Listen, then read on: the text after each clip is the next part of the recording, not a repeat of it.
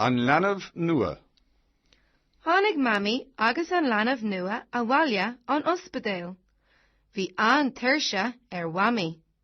Bhí sketchamini na páistí. Bhí ucras an leanbh. Hit an leanbh ina chulla. Hit mami ina chulla. Tar éis tamil, thosaigh an leanbh ag cuine. Bhí ucras an leanbh arís. Ceistena. Ceist a héan. Cé a tháinig go bhaile an ospidéal. Ceist a dó. An raibh ucras whamí. Ceist a trí.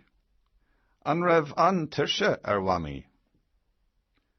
Ceist a ceathair.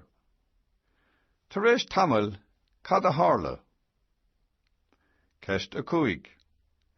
An raibh ucras an leanbh.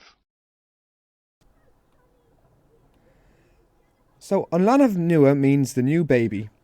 Tháinig mami agus an Leanbh Nua a bhaile ón ospidéal. So, mami and the baby Nua, the new baby, tháinig means came home. A bhaile means home, ón ospidéal from the hospital. And it looks like the word in English, hospital.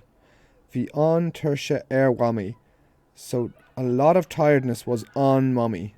She was very tired. Bhí scetamíní na páistí. There was excitement on the children.